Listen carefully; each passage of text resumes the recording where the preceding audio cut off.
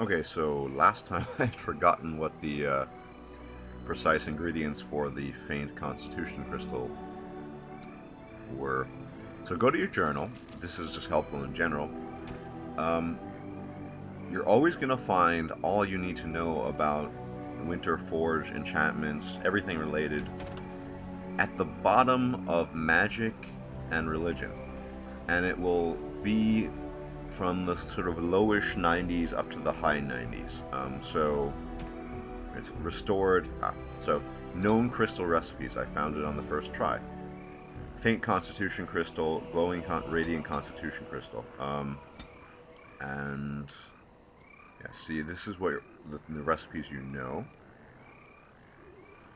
Then the actual recipes themselves will be found someplace else. So, no, then 95, I guess. Let's see. Well, these are the. I'm a bit confused myself. In any event, these are the actual recipes I have learned, and those are for the enchantments. Here we go. So faint constitution crystal. One blue green stone, one faint magic infused essence. So 5. I have it, folks, I have it. Lucky me. I need 5 imbued deep mushroom.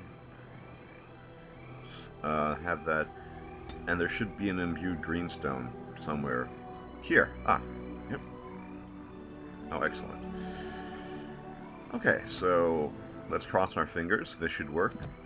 Out of this wonderful melange of stuff, there should be a faint constitution crystal produced. Let's see. Enchant. Yes, you harness the reagent's power into a new faint constitution crystal. You see? That's all it takes, folks. You take the imbued items you have, assuming you have the recipe, and as I said, you can either cheat for the recipe or you can find them in the tarnished elvish writings which are scattered about the Ferelden throughout your adventures. Faint constitution crystal. See? We have that now. Okay. Now we've gotten that out of the way. Actual enchanting. Yes.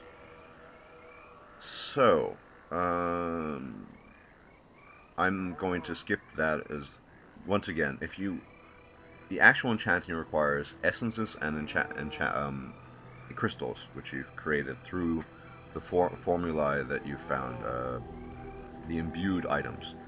But I'm not going to do that for this tutorial. I'm going to cheat the recipes in. So this sword I have on my back, let's say I wanted to have it enhance my strength. So what I would do is, you would punch the code in it. The codes themselves for the formulae can be found, I believe, under Codex and at Lady Fainon's website. But I'm not entirely. I think it's under Codex. It's at the very bottom. You can find them there. And I keep a handy list because of the recipes. Sorry, the codes, so I can just punch them in when I want to. So we're going to give the sword some strength enhancing qualities. So that'll be 9, 5, 6, 2, 9.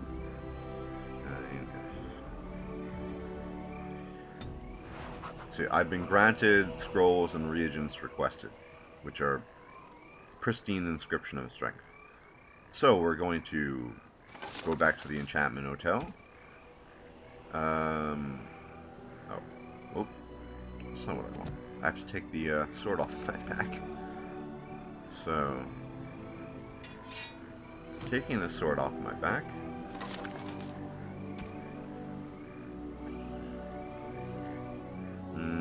Warden's Longsword. So at the moment it has just a +1 to armor penetration. Soon it shall have a strength enhancement quality as well. I kind of know this recipe by heart, so in any event, you'll see what I'm talking about. So, with regards to crystals, oh, I forgot to mention that actual enchantments will require imbued items as well. Imbued items are used throughout, be it in the making of crystals or the enchantment of items. So, in order to have a pristine strength enchantment, you need a radiant strength crystal, a faint kunari crystal, and an imbued lifestone.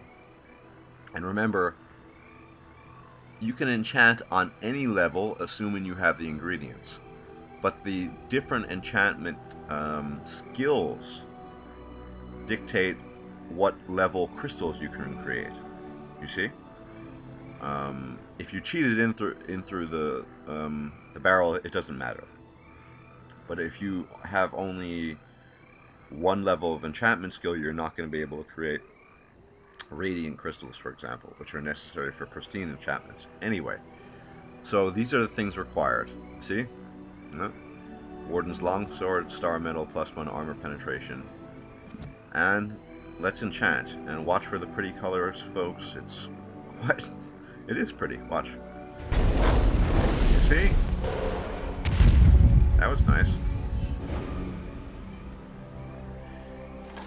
And our longsword now has a +7 strength enchantment. Now, the different enchantment levels, pristine, I tend to only use pristine, they will vary. The maximum you can have is a +8.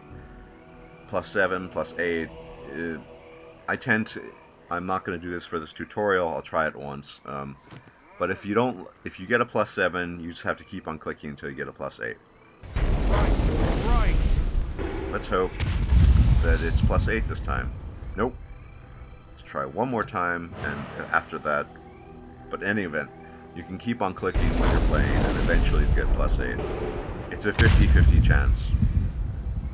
Yep, I got +8. Good. Now, I basically explained how enchanting works. I think I did, at least. I'm not very good at this. Again, I'm really sorry. Let me explain... Hold on. Let me just pause again. I'm always well, let's see. There are limitations to enchanting before I move on to the next segment, and I will explain them. Precisely what kind of limitations there are and how it works with regards to the limitations. Okay, so I'll see you in a little bit.